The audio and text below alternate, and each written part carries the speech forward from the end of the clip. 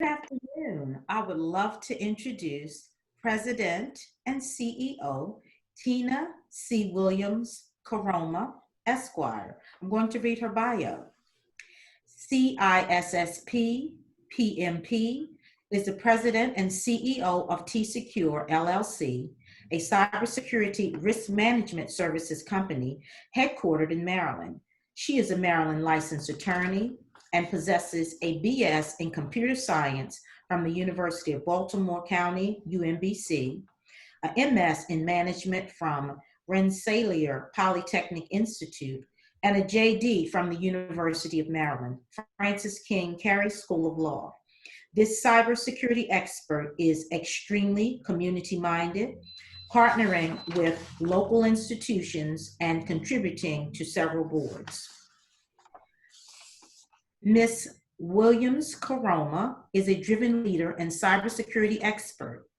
Tina Williams Koroma transitioned from Lockheed to Unisys, where she graduated from the Leadership Excellence Acceleration Program and served in several technical management and leadership capacities, including her last position as an engagement manager in the Justice, Courts, and Corrections practice.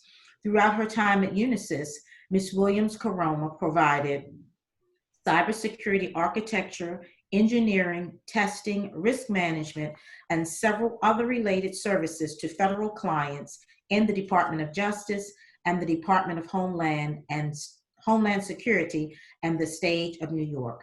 Without further ado, welcome Ms. Tina Williams Koroma. Thank you very much. Did I pronounce your name correctly? You did. You did. Thank you. She had us practicing several times before. Yeah. I know what it is. I know what it is. That's awesome. Thank you, Ms. Najuma, for reading that wonderful bio. So the purpose of this podcast is so that we can interview progressive thought leaders like yourself, where we can create that visual aspect to show parents and community members, children, things that help them think outside of the box, things that they don't traditionally see in their neighborhood.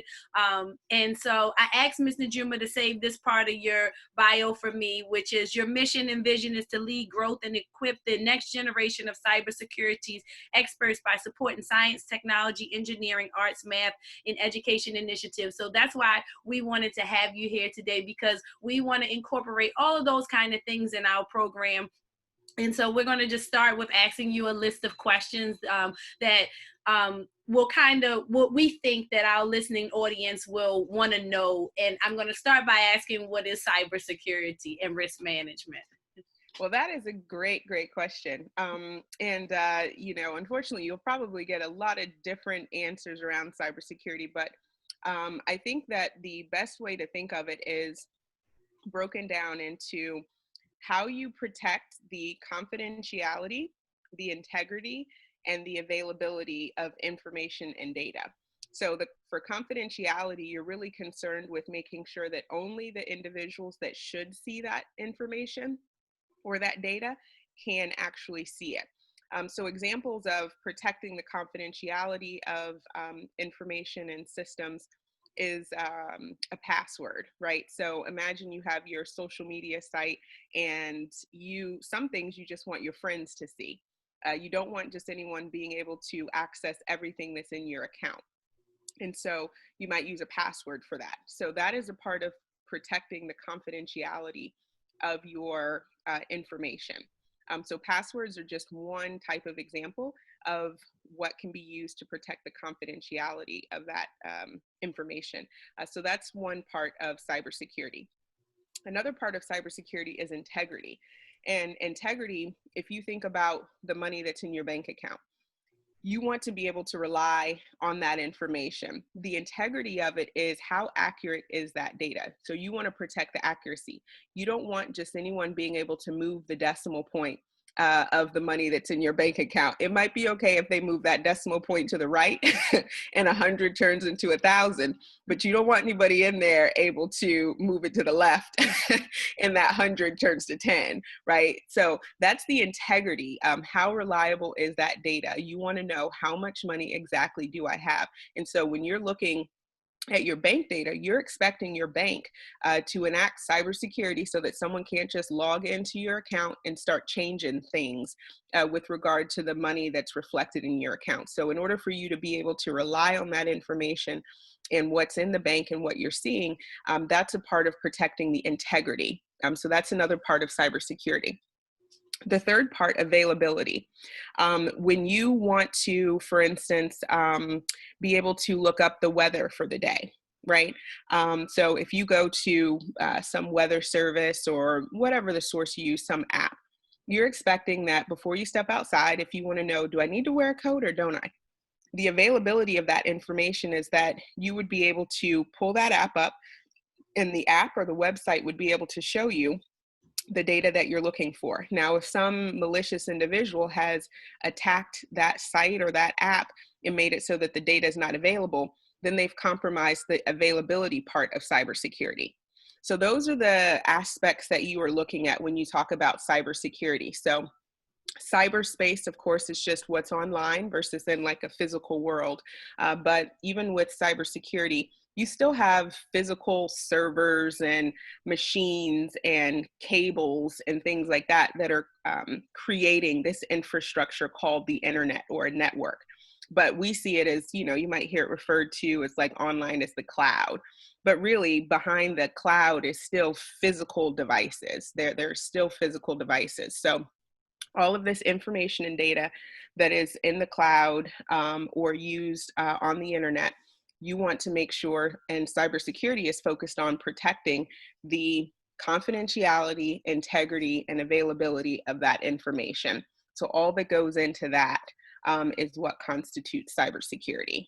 Oh, great, great, great. Thank you. Thank you. So when we, you know, we're always going to approach things from an early childhood perspective. So when you think of, first, I want to know, is this what like you've always enjoyed doing, or what were those core things that you really enjoyed doing as a child that would lead to cybersecurity? So we're always thinking about how can we incorporate different things in our program that will really facilitate pipelines for children to start working toward things. Whether, like, I know recently this last summer we did a just in the whole realm of STEM, we did a biomedical project Pneumo. They gave us all of the information and supplies that we needed, and of course it was virtual, and the children really enjoyed that. So they got a chance to see what other careers they would want to do in relation to dissecting. I think they did what, pig brains or something, Mr. Sheep hearts. Sheep hearts. And so it just really opened them up to, you know, a different thing that they weren't used to seeing. And I want to know, like, what we want to always be able to incorporate those kind of things early on so that they can have that exposure to be able to see some other things. Yeah, yep.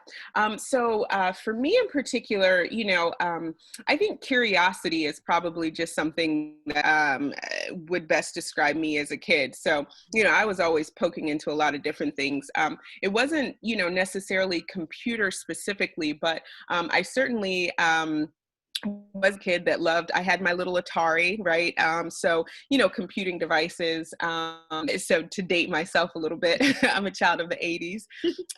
But I think that having children, a lot of times, and I've heard this, like even grandparents will say, like, my grandchild had to teach me how to use my phone. Right. So having technology in the hands, even of, you know, kids is really great.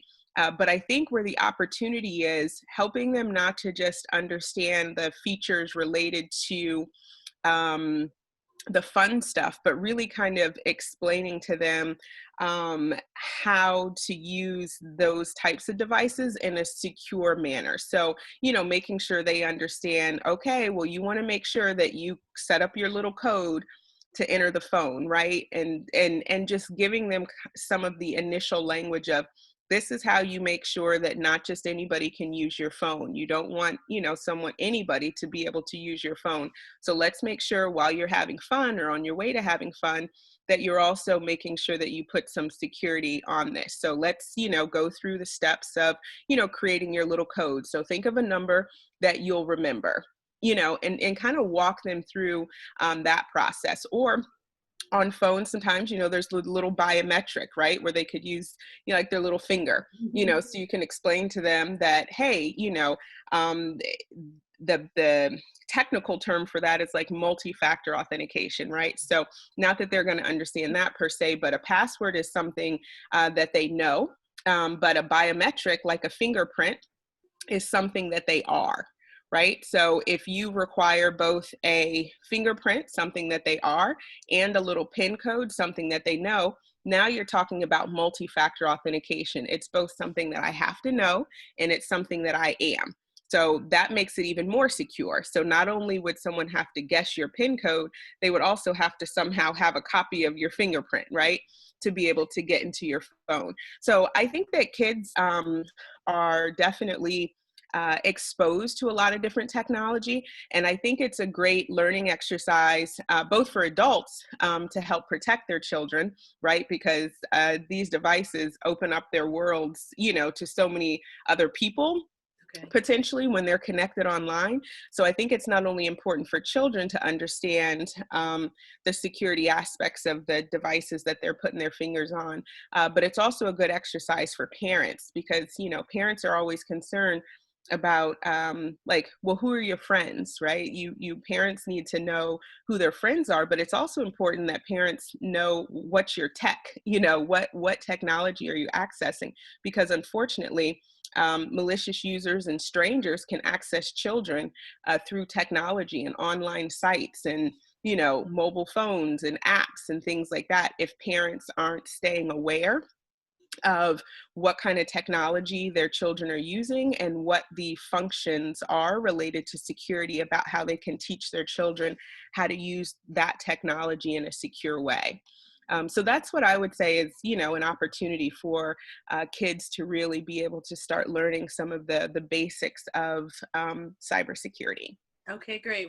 This will be a great segue into, we just took a training with MPT on healthy media habits. So I'll share this with my parents right before we start talking about how to have healthy media habits, what kind of, what sites that they can go to, how to monitor it. And it was a really interesting class because, I know typically you give your child your cell phone and you don't really monitor it the way, and to your point, there's a lot of malicious things that can happen through that. So this will be a great segue into that training that we're going to do with our families. Excellent. That'll be really nice. Why did you choose TCecure as your name for your business?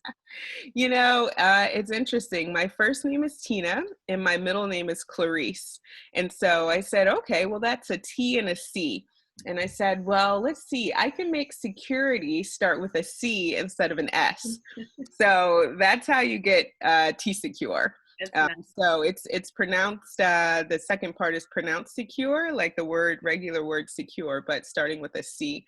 Funny thing is though, I say now that I bring the marketing experts to help, because some people pronouncing TCecure, you did perfect. You did it very well, but I've heard people like say TCecure, to I was like, man, gosh, like maybe I need to get some marketing feedback from the marketing experts before I name stuff again. So, but that was the vision behind TCecure. Okay. And were there any like subjects that you were really good at? Like, I know that there's a myth that you have to be really good at math. And I always tell people, I think everybody's really good at math. It's my favorite subject. I think there's just this huge myth around the way that people teach math and that they just have to get really creative. And I really love the way this new Common Core teaches math because it's like 25 different ways. And I remember as a child, if I didn't understand it one way, it might even be the next year that it resonated with me. And I've always been really good at math, but now I can look back in hindsight and say that it was just the teacher teaching me her way instead of all the different ways that it could be taught. So is there any specific subject that you were really good at, or do you think that cybersecurity is just open for anybody that if they're interested, they can learn it? Yeah, I mean, in terms of me, I loved math and I still do it. So that was definitely a strong suit for me. But I can tell you, I majored in computer science in college, and a lot of those that were really good developers and loved software development didn't like math and their grades reflected it, right? So I think that for cybersecurity, there are several disciplines that work very well from an academic or an education perspective that could yield a really strong cybersecurity professional. And unfortunately, I think that there's still a lot of room and questions around what that combination of expertise and strengths are, because cybersecurity is so broad. Even though I broke it out into, you know, confidentiality, integrity, availability, when you think of all the aspects of cybersecurity, from creating policies, right? We have governments that need to be able to create policies and laws related to cybersecurity. That's a skill set to be able to write and capture a law or a policy related to cybersecurity that is different from somebody in cybersecurity that might be an engineer that is designing technologies related to better securing, you know, our systems and things like that, which is also different potentially from someone who is looking at some sort of code and trying to figure out, well, what's the malicious code in here? Like, what is the attacker trying to do by executing this code? This is what this code will do, right? So there's so many different aspects of cybersecurity. So I think, you know, where we are right now is that several different disciplines and people are very suited for cybersecurity. The biggest thing I would say is really creativity, being able to anticipate the minds of like a hacker, right? A bad hacker. It takes quite a bit of creativity, right? I do think getting the technical knowledge, so making sure kids have an opportunity to put their hands on technology, on computer systems, getting a chance to take apart, you know, a computer and see the motherboard and, you know, see where the chip is, and, you know, understanding through hands-on learning what some of the parts and components of a computer or a network are. I think having that baseline understanding of the technology that goes into creating the internet is really important. But I'd say if you have an interest in computers and cybersecurity and think, you know, you like it, then don't expect that you're going to have to be this math superstar, you know, or science superstar. It's just not well enough known yet exactly which subjects and strength in which subjects produce the best cybersecurity professionals. Okay, great. Thank you. Thank you. So you know that our target population is low income families, typically. What would you say? And so they have several challenges that they're always overcoming. What would you say has been the most challenging thing in your career? Gosh, the most challenging. You know, I think now, you know, I'm both a cybersecurity professional and an entrepreneur. While, you know, in this area, there's probably more diversity in the field than you're going to see in a lot of other areas. What I mean by is in this DC metro Baltimore area. But the cybersecurity field is still very largely slanted towards a more male population, and typically, you know, white or Asian, you know, certain Asian population. So I think that having confidence in knowing that you belong in the field as a cybersecurity professional is really imperative. Just, you know, despite the fact that, you know, you look around and it's like, well, which one is different? You know, the answer may be me, you know. I think just having like a confidence and knowing that you know what you know, right? And that there's no one better situated or suited to be in this field than you. And I think it's just, you know, having that mindset and really surrounding yourself with people. I had, you know, a great advantage of being a part of programs that were very focused on helping to diversify cybersecurity and STEM related fields. So I always had a community of people around me. Even if I went to certain classes and I was the only one, I always had kind of a drop support, and so I think that really building yourself, there's organizations like Blacks in Cybersecurity, there's organizations like the International Consortium of Minorities in Cybersecurity. So really getting involved in organizations like that, in different camps, there's Gen Cyber camps that are put on, getting involved. Girl Scouts, I've volunteered and talked to Girl Scouts of Central Maryland that covers the Baltimore region, which tends to have a very diverse group of girls. When I've gone, they have a cybersecurity badge now, so they're actually teaching and training Girl Scouts about cybersecurity. Wow. So I think getting involved in organizations where you can build a community around yourself, a diverse community, so you don't feel so alone. Okay. So that's the cybersecurity aspect. Entrepreneurship brings in another element, around who gets money and funding. Unfortunately, Black women get funded the least when you start looking at how money is. So as you have innovation or ideas or want to create new products in cybersecurity, or in any, discipline or field, unfortunately, we get funded the least. So again, it goes back to, who gets the most funding. It's largely, white males from specific Ivy League schools in specific states. And then you start whittling it down to, Black women. And even the Black women that do get funded require, typically are coming from certain schools and are living out of certain states, right? Ivy League or high level type schools.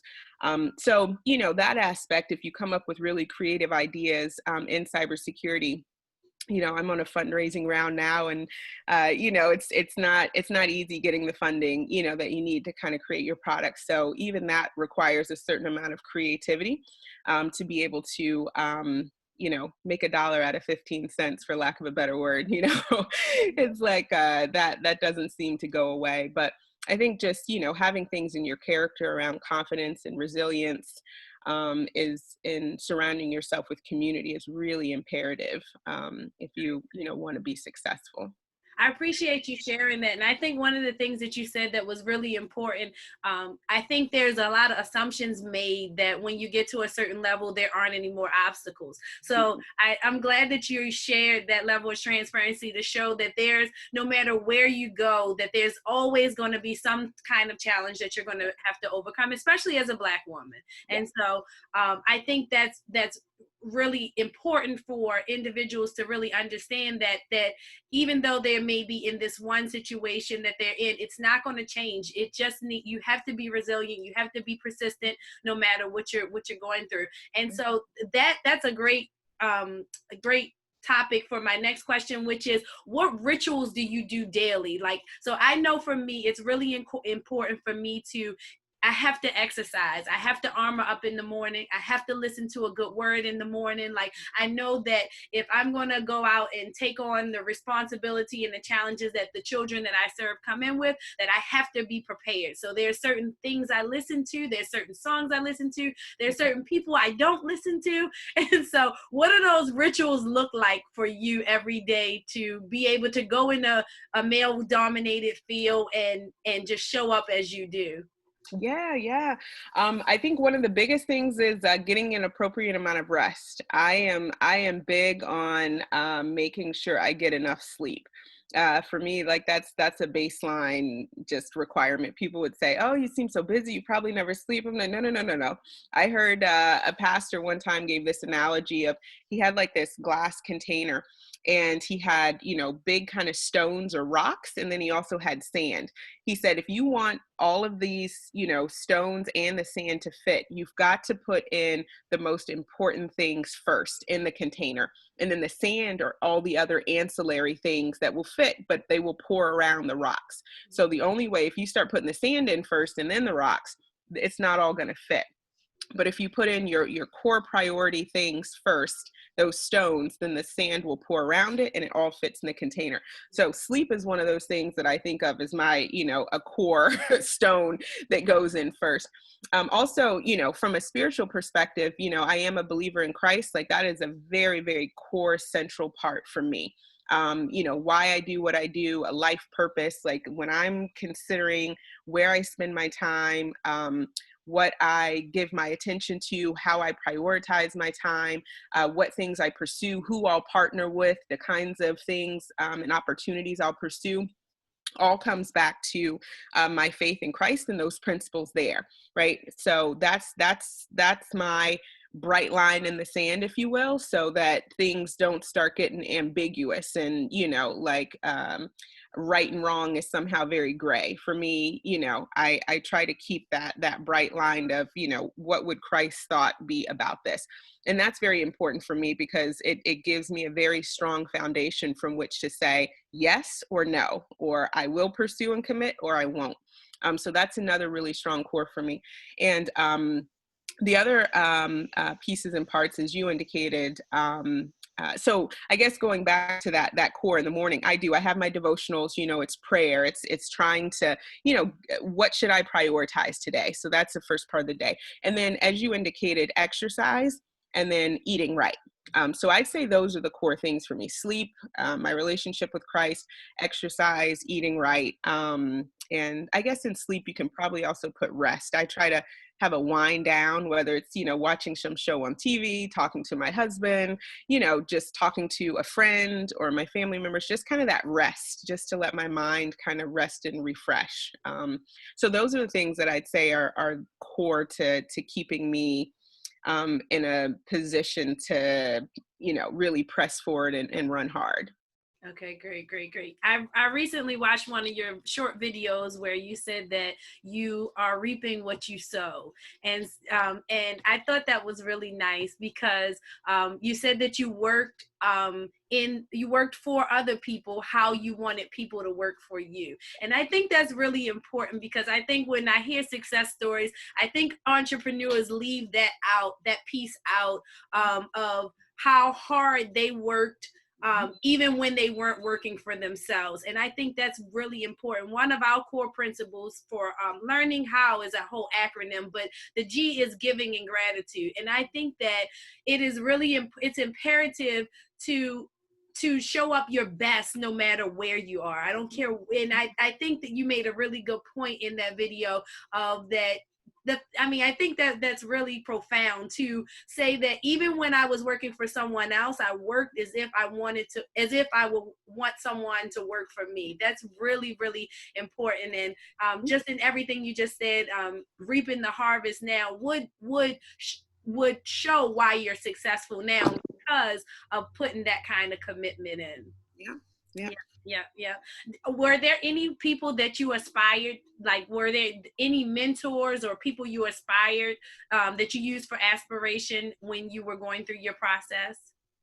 Yeah, I think that I really had the great benefit of having good supervisors and managers throughout my career. I really did. And I was really encouraged. One of my former managers saw my post as well, the Reap What You Sow, and commented and just said, like, Tina, you were one of the greatest, people that I worked with. And it really meant so much, and I commented back to him and just indicated that, he was just a really great example, and I think a lot of my style of management is very much like his. He gave me so much room to be able to create and take initiative and come up with new ideas and try new ideas. And, that's the same style that I've adopted now.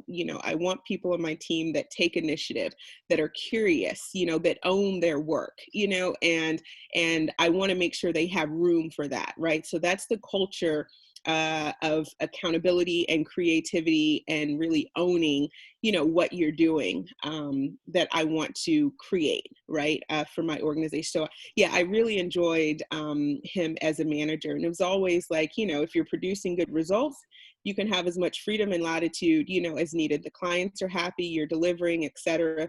So it wasn't this style of like having a thumb on somebody, like trying to exert authority. I am the boss, I like that style of his, and I try to use the same. So I'd say that was like a really good example. I also just really enjoy and have been inspired by my parents and their work styles. I would hear things about what went on at work, and, my dad was always one that just really took care of his team, right? He was always very concerned about his team and making sure they were positioned for success.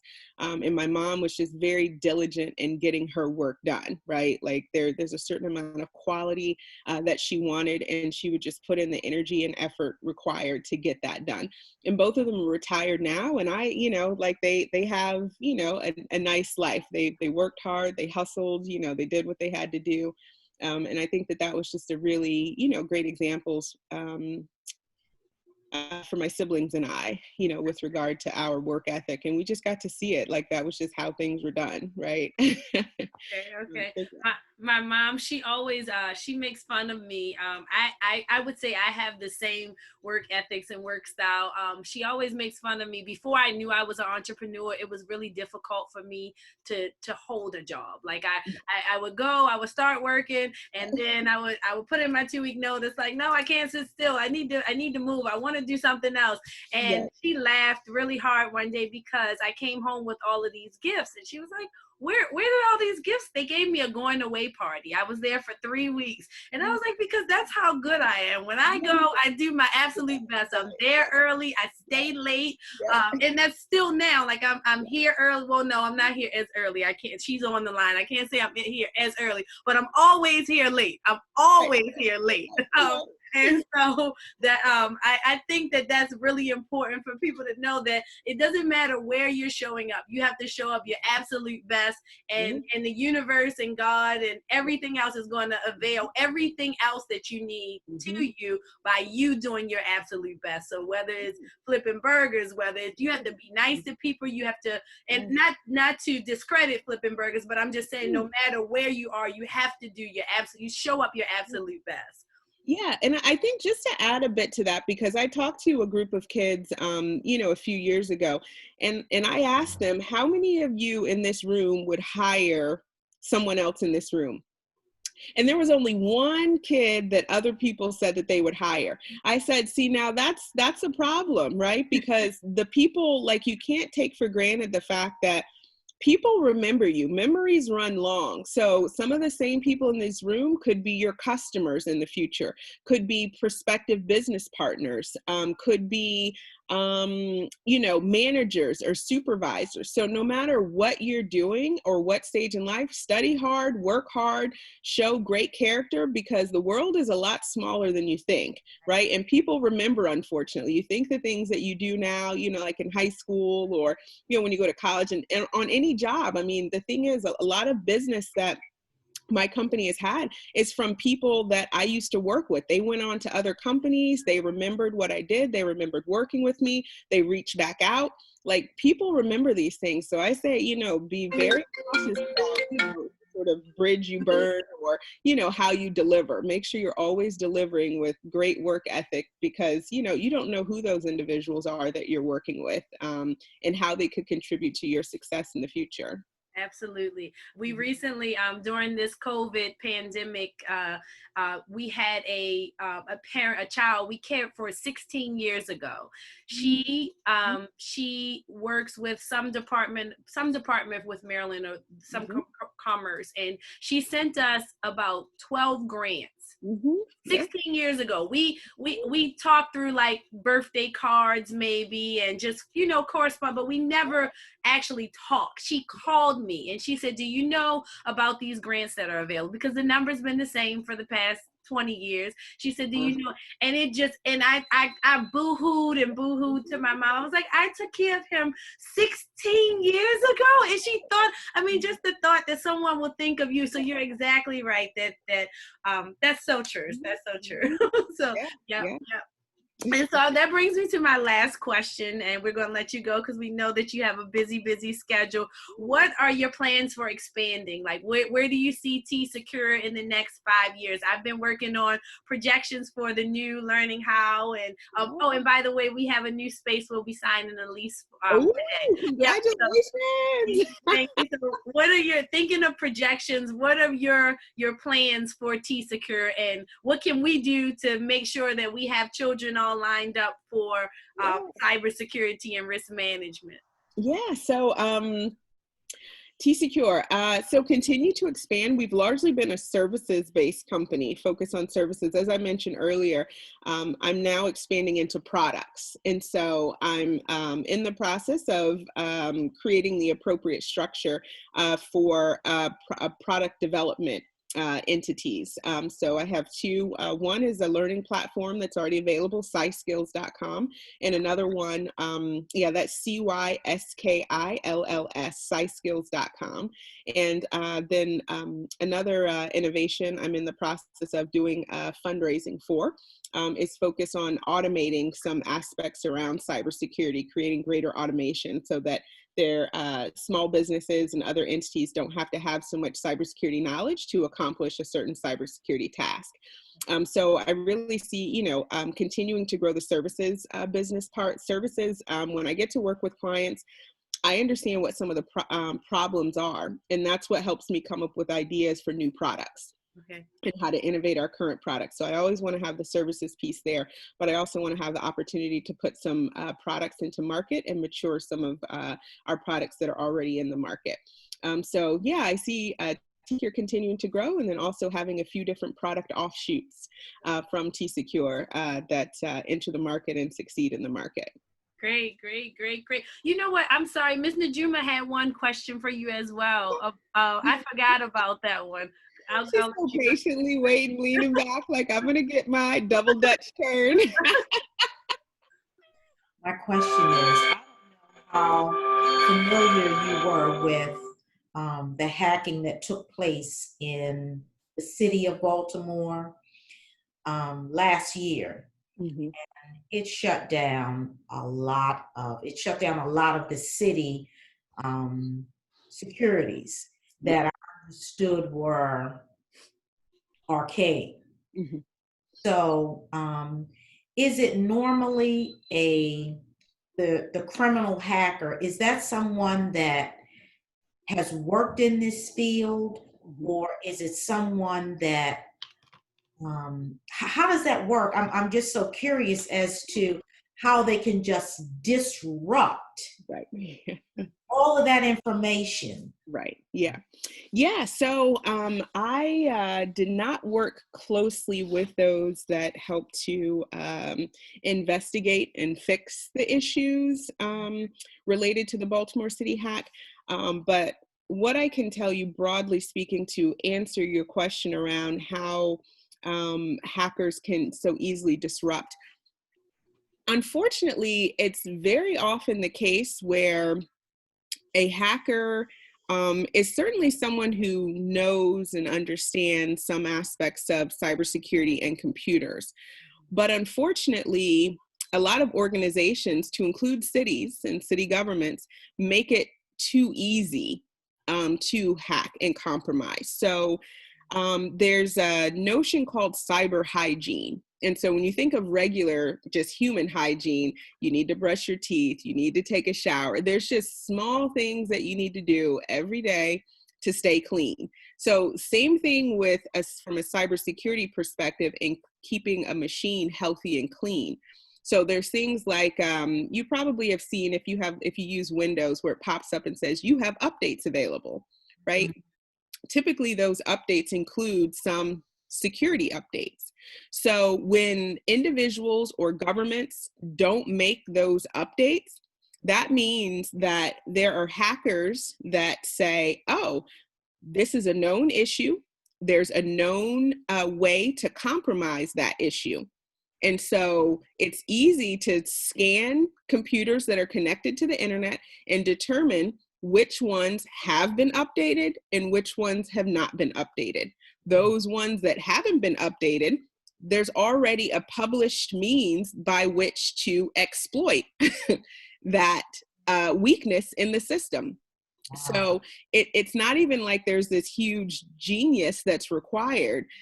If you're able to find out which computer systems didn't get that update, or which computer systems are, say, a lot of times when we get different technology or devices, there's a default password.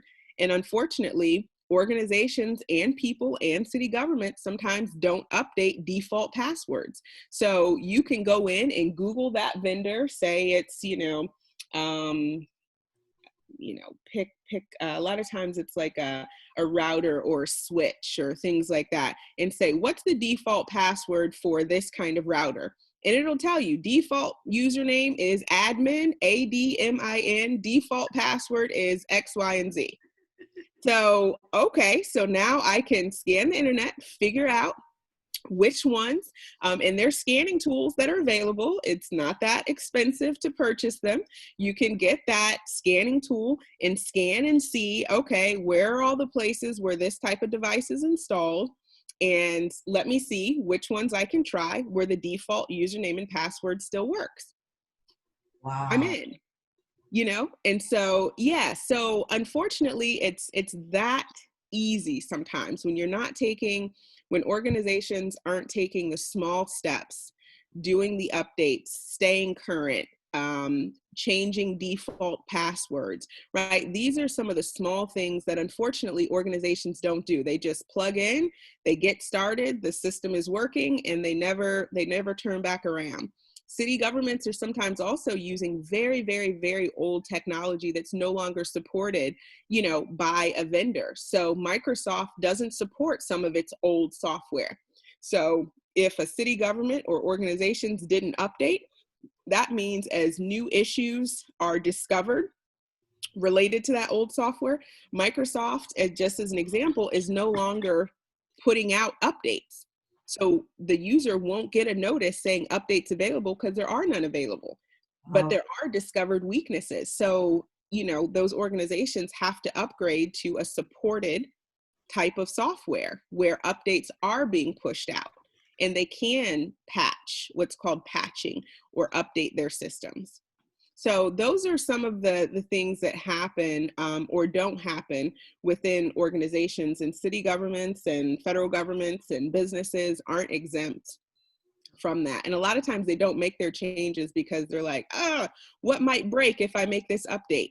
Well, it's like, what might break if you don't? So even some of that is, with the product development that I said, TCecure is kind of spinning off.